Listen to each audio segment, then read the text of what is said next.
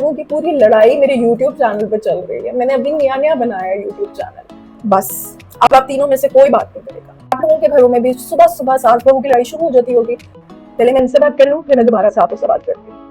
अस्सलाम वालेकुम, my name is Naheel Anwari and welcome to my YouTube channel.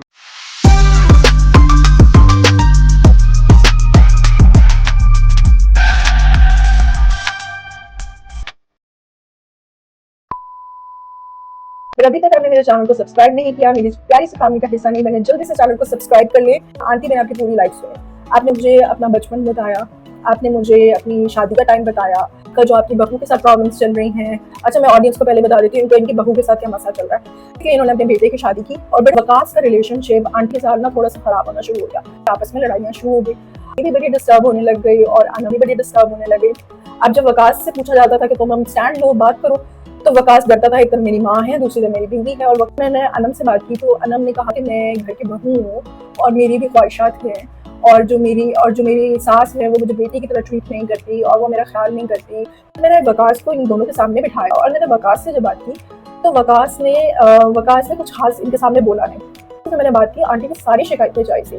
अब मैंने नोट किया, मैंने कहा आंटी तो कुछ भी ऐसा नहीं कह रही जो गलत हो सकता है। फिर मैंने अनम से बात की, मैंने अनम की सारी बातें सुनी। मुझे अनम भी बिल्कुल सही लगने लग गई कि वकास ने अपने ना मदर की साइड ली ना अपने फादर की साइड ली।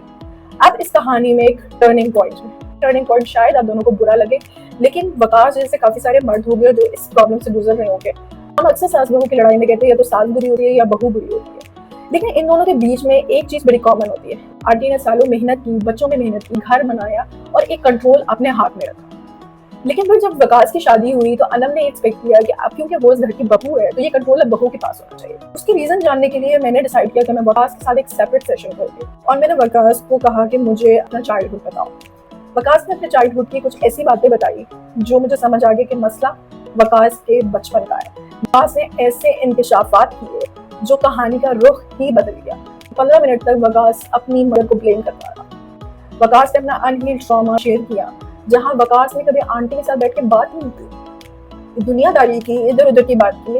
लेकिन वकास ने कभी अपना जो बर्डन इतने सालों से वो जो कैरी करता आ रहा है वो कभी उसने आंटी को बताया नहीं। वकास इस टाइम मेन इंसान है। अब वकास से आंटी आप भी जुड़ी हैं, अनम आप भी जुड़ी हुई है। अब चाहती हैं कि अनम आपका घर संभाले क्योंकि वो घर की बहू है और आप इस एज में हैं जहाँ काम नहीं कर सकते। अनम को करने दें, लेकिन अनम की भी डोमेन होनी चाहिए कि अनम कितना कर सकती है, कितना नहीं कर सकती। आपको अपने बेटे से कितनी मोहब्बत है, आप उसके लिए सब कुछ करती हैं। वो बीमार होता है उसका ख्याल करती हैं, बचपन से लेकर अब तक उसका ख्याल करती आ रही है, तो वो तो उसकी बीवी है। अगर आपको अपने बेटे से इतनी मोहब्बत है तो उसकी बीवी से क्यों नहीं मोहब्बत है।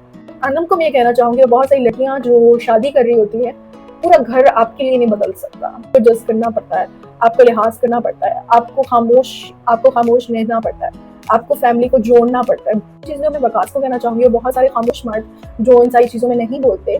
बीवी भी आपकी है, माँ भी आपकी ना। वकास आप अपनी माँ को छोड़ सकते हो और ये भी हल नहीं है कि माँ की वजह से बीवी को छोड़ दिया, ये भी कोई हल नहीं। और मैं अपनी ऑडियंस को भी कहना चाहती हूँ, रिश्ते छोड़ना बहुत बहुत आसान है, 1 मिनट लगता है। मैं सिर्फ इन तीनों की हमदर्द नहीं, मैं आपकी भी हमदर्द हूँ। मेरे साथ अगर आप लोग अपना इमोशनल रिश्ता जोड़ना चाहते हैं, जल्दी से चैनल को सब्सक्राइब कर लेंगे। बहुत ख्याल रखें, अपने सोल का बहुत ख्याल रखें और आप तीनों प्लीज एक दूसरे का बहुत ख्याल रखें। अल्लाह हाफिज।